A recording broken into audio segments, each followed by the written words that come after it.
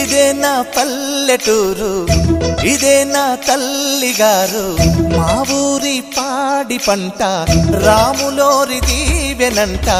తల్లి గోదావరి నీళ్ళు కడిగ సీతమ్మ పాదాలు ఊరంతా హాయ్ హాయ్ హాయ్ మనసంతా